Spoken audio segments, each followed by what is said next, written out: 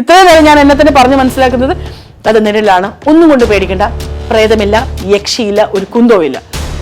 കുറെ നേരം ഞാൻ ഇങ്ങനെ ഇവിടെ നിന്ന് കഴിഞ്ഞിട്ട് ഞാൻ ഇങ്ങനെ ശരിക്കും പറഞ്ഞാൽ ഒന്നും ചെയ്തില്ല. ഞാൻ ഇങ്ങനെ നിൽക്കുക, വളരെ കോൺഫിഡൻ്റ് ആയിട്ടാണ് നിൽക്കുന്നത്.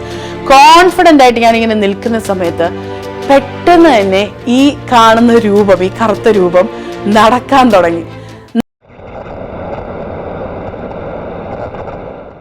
മെമ്മറബിൾ ആയിട്ടുള്ള 1-2-3 ഇൻസിഡൻസ് ഒത്തിരി ഉണ്ട്. തുടക്കം മുതൽ എനിക്കൊരു പുസ്തകം എഴുതാനുള്ള സാധനങ്ങളുണ്ട്. പക്ഷെ 1-2-3 മെമ്മറബിൾ ആയിട്ടുള്ള ഇൻസിഡൻസ്. രാത്രിയില് ചിൽ ചിൽ ചിൽ ഇങ്ങനെ ശബ്ദം ഉണ്ടാക്കുന്ന ഒരു ജീവിയുണ്ട്. അത് ഇങ്ങനെ ഒരു ജീവി ഉണ്ടെന്നുള്ളത് എനിക്ക് അറിയത്തില്ല.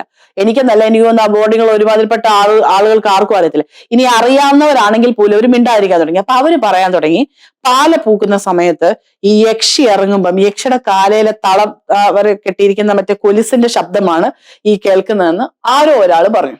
അപ്പം മറ്റേ ആളുകളെല്ലാം സമ്മതിച്ചു. അപ്പൊ എന്നെ സംബന്ധിച്ച് ഇങ്ങനത്തെ കാര്യങ്ങളൊക്കെ ഇച്ചിരി വിശ്വസിക്കാൻ ഇച്ചിരി പാടാ. ഞാൻ അത്ര കണ്ടുകൊണ്ട് വിശ്വസിച്ചു. ഞാൻ പറഞ്ഞു ഞാൻ ഇത് കാണാതെ വിശ്വസിക്കത്തില്ലെന്ന് പറഞ്ഞു. അപ്പം എന്നോട് എന്റെ കൂട്ടത്തിലുള്ളവർ പറഞ്ഞു നീ ശരിക്കും കാണുമെന്ന്. അപ്പൊ ഞാൻ 6ാം ക്ലാസ്സിലാണ് പഠിക്കുന്നതെന്ന് ഓർത്തോണേ. 6ാം ക്ലാസ്സിൽ ഞാൻ വിശ്വസിച്ചിട്ട് ഞാൻ നേരിട്ട് യക്ഷിയെ കാണാതെ ഞാൻ വിശ്വസിക്കത്തില്ല, ഈ ശബ്ദം ഇത് നിങ്ങൾ ആരാണ്ട് ഉണ്ടാക്കുന്നതാന്ന് പറഞ്ഞു. അപ്പം പറഞ്ഞു നിനക്ക് ധൈര്യമുണ്ടോ ഇന്ന് രാത്രി 10 മണിക്ക് ശേഷം, 10 മണിക്ക് ശേഷം എന്ന് പറഞ്ഞാൽ 8-9 മണിയാകുമ്പോൾ നമ്മൾ കയറി കിടക്കുകയാണ്, ഡോർമെറ്ററിയുടെ പുറത്തിറങ്ങുക എന്നൊക്കെ പറഞ്ഞു കഴിഞ്ഞാൽ അങ്ങനെ ഒരു സംഭവം ഇല്ല, അങ്ങനെ സംഭവം നടക്കത്തില്ല നിക്കോൾസണിൽ. അത് ഭയങ്കര സ്ട്രിക്റ്റ് ആണ്. പക്ഷെ എന്നോട് എല്ലാവരും ചാലഞ്ച് ചെയ്തു, 9 മണി കഴിഞ്ഞ് അല്ലെങ്കിൽ ഒരു 10 മണി കഴിഞ്ഞ് നീ ഡോർമെറ്ററിയുടെ മെയിൻ വാതിൽ തുറന്ന് പുറത്തിറങ്ങിയിട്ട് നീ എന്താ വെരാന്തയില് ഒരു 5 മിനിറ്റ് നിൽക്കാമെങ്കിൽ ഞങ്ങൾ സമ്മതിക്കാൻ പറ്റും. നീ ഭയങ്കര അത്രയും ആവേശമൊക്കെ കയറ്റുമ്പം നമ്മൾ എന്നാ പിന്നെ ചെയ്തിട്ടേ ഉള്ളു ബാക്കി കാര്യങ്ങൾ. അപ്പൊ ഞങ്ങളുടെ ഡോർമെറ്ററിയുടെ സൈഡിലത്തെ റൂമിലാണ് ലിസി കൊച്ചമ്മയും കിടക്കുന്നത്. അവരൊരു നേരത്തെ തന്നെ കിടക്കും. ഇപ്പുറത്തെ ഡോർമെറ്ററിയിലാണ് മറിയക്കുട്ടി ചേട്ടത്തി കിടക്കുന്നത്. അതായത് ഞങ്ങളുടെ വാർഡൻ കിടക്കുന്നത്. വാർഡൻ ഭയങ്കര എന്താ പറയുന്നത്, കൊതുകൊന്നും കടിക്കാതെ നെറ്റിനകത്തൊക്കെ കിടക്കുന്നത്. ഞങ്ങള് കൊതുകൊക്കെ കടിച്ചതില്ല, സാധാരണ മറ്റേ ചൗക്കാള പോലെ കിടക്കുന്ന മെത്തയില് ഷീറ്റൊക്കെ വിരിച്ച് തലേണൊക്കെ ആയിട്ട് ഞങ്ങൾക്ക് നൈറ്റ് ഡ്രസ് എന്ന് പറയുന്നത് ബ്ലൂ കളറിലെ ഡ്രസ്സില് ഈ ജയിലർസ് ഇടുന്ന പോലത്തെ വരയില്ല, ബ്ലാക്ക് വര, അങ്ങനത്തെ വര. എന്നിട്ട് സൈഡിൽ ഇങ്ങനെ പേരൊക്കെ ഉണ്ട്, നമ്പറൊക്കെ ഉണ്ട്, 284. അത് സൈഡിലല്ല, നമ്മൾ തയ്ച്ചു വെക്കുന്നതാണ്. താഴെയോ ഉടുപ്പിന്റെ താഴെയോ കൈയുടെ വക്കത്തോ എവിടെയെങ്കിലുമൊക്കെ നമ്മൾ തയ്ച്ചു വെച്ചാൽ മതി. എല്ലാം പ്രാർത്ഥന എല്ലാം കഴിഞ്ഞിട്ട് കിടന്നു. രാത്രിയായി.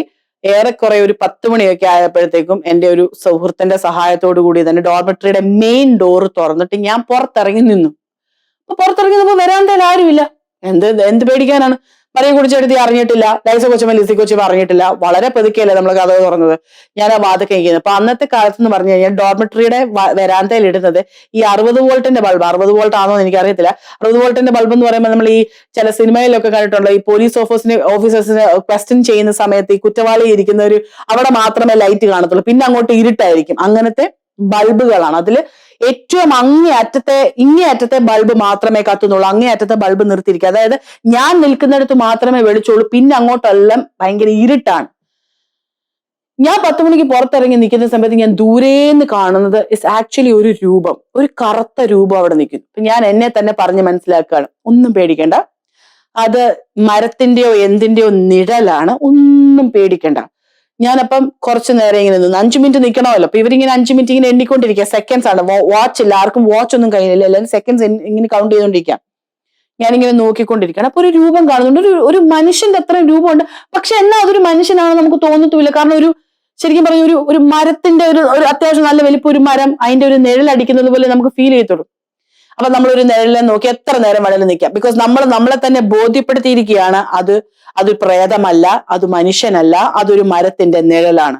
ഇനി എപ്പോഴാണ് നമ്മുടെ സമതല പോകുന്നത് എന്ന് വെച്ച് കഴിഞ്ഞാൽ ആ മരത്തിന്റെ നിഴൽ അവിടെ നിന്ന് അനങ്ങുമ്പോഴാണ് നമ്മുടെ സമതല പോകുന്നത്. ഇത്രയും നേരം ഞാൻ എന്നെ തന്നെ പറഞ്ഞു മനസ്സിലാക്കുന്നത് അത് നിഴലാണ്. ഒന്നും കൊണ്ട് പേടിക്കണ്ട, പ്രേതമില്ല, യക്ഷിയില്ല, ഒരു കുന്തവും ഇല്ല.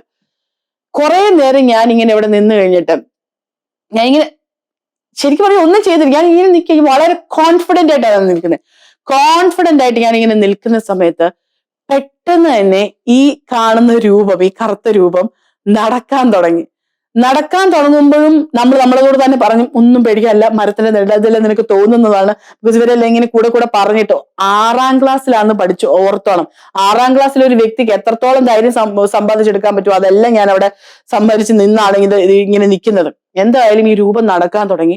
ഏറെക്കുറെ ഒരു ഒരു ഒരു ഒരു ഒരു ഒരു സെറ്റ്, അതായത് എനിക്കൊന്നൊരു 3-4 അടി മുന്നോട്ട് വെച്ച് കഴിഞ്ഞപ്പോഴത്തേക്കും എനിക്ക് മനസ്സിലായി ഇത് നമ്മൾ ഉദ്ദേശിക്കുന്ന സ്ഥലമല്ല. ഒരടിയും കൂടെ വെച്ച് കഴിഞ്ഞപ്പോഴത്തേക്കും ഞാൻ ഫ്ലാറ്റ്, ബോധം കെട്ടു, പേടിച്ച് വിറച്ച് പനിച്ച്.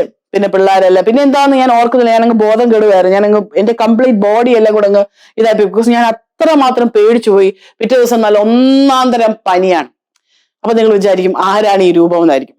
ലിസി കൊച്ചമ്മ ലിസി കൊച്ചമ്മയ്ക്ക് നല്ല നീളമാണ്. ലിസി കൊച്ചമ്മ രാത്രിയിൽ വെള്ളം എടുക്കാൻ വേണ്ടി കിച്ചണിൽ പോയതാ. പോയിട്ട് തിരിച്ചു വന്നപ്പോ ലിസി കൊച്ചമ്മ നോക്കുമ്പോ ഏണ്ടടാ നിൽക്കുന്ന ഒരു കൊച്ചു പുറത്തിറങ്ങി. അപ്പൊ ലിസി കൊച്ചമ്മ അവിടെ മിണ്ടാതെ നിൽക്കുകയാണ്. ഇവൾ എങ്ങോട്ട് പോകും? ഇവൾ ഓടാനാണോ നിൽക്കുന്നത്, അതോ ഇവൾ എന്ത് കുരുത്തക്കേട് കാണിക്കാൻ, അതിനനുസരിച്ച് വേണം പോയി ചൂയോടെ എടുത്ത് അടിക്കാൻ. അപ്പൊ അതിനു വേണ്ടി പുള്ളിക്കാരി അവിടെ വെയിറ്റ് ചെയ്തതാ. ഒന്നും നടക്കുന്നില്ല എന്ന് കണ്ടപ്പോ ലിസി കൊച്ചമ്മ മുന്നോട്ട് നടന്നതാണ്. ഞാൻ പേടിച്ച്. ലിസി കൊച്ചമ്മയുടെ കയ്യിൽ നിന്ന് ഞാൻ നല്ല അടി പല തവണകളായിട്ട് വാങ്ങിച്ചിട്ടുണ്ട്. ലിസി കൊച്ചമ്മയോട് ചോദിക്കുന്നു, എനിക്ക് ഇത്രയും അടി കിട്ടിയിട്ട് എന്റെ ജീവിതത്തിൽ ഇങ്ങനെ നന്നാവാത്തൊരു കൊച്ചിനെ കണ്ടിട്ടില്ല. 1-2 അടിയൊക്കെ കിട്ടുമ്പോൾ സാധാരണ പിള്ളേർ പിന്നെ അത് ചെയ്യാതിരിക്കുക. നീ എന്റെ കൂടിയ കാര്യങ്ങളാണ് പിന്നെയും ചെയ്യുന്നല്ലോ എന്ന് പുള്ളിക്കാരി പറയും. ഇതാണ് എന്റെ ഒന്നാമത്തെ മെമ്മറി. ഇനി ഒരു മെമ്മറി കൂടെ ഉണ്ട്, അതാണ് എനിക്ക് മറക്കാൻ പറ്റാത്ത മറ്റൊരു മെമ്മറി. അതുകൂടെ കേട്ട് കഴിയുമ്പോൾ ഏറെക്കുറെ നിങ്ങൾക്ക് സെറ്റ് ആവും. എന്താണ് നിക്കോൾസിന്റെ അന്തരീക്ഷങ്ങൾ എന്തൊക്കെയാണെന്നുള്ളത് നിങ്ങൾക്ക് ഏറെക്കുറെ ഒരു ഐഡിയ കിട്ടും. അത് മരിച്ചു കഴിഞ്ഞ് മണിക്കൂറുകൾ കഴിഞ്ഞിട്ട് അതിന്റെ ആത്മാവ് ഈ മറ്റേ കൊച്ചിനെ കാണാൻ വന്നു ആൻഡ് സംസാരിച്ചു. അവർ കെട്ടിപ്പിടിക്കുകയൊക്കെ ചെയ്തു. കുറച്ച് മണിക്കൂർ കഴിഞ്ഞപ്പോൾ നാട്ടിലുള്ള കൊച്ചു മരിച്ചു എന്നാണ് പറയുന്നത്. അങ്ങനെ 2 പേരും ഈ ഒരു സംഭവത്തിൽ മരിച്ചു എന്നാണ് ആ ഫോട്ടോയിൽ. ഈ കഥ പറഞ്ഞതിന് ശേഷം വല്ലവരും ആ ഹോളിൽ കൂടെ നടക്കുവോ?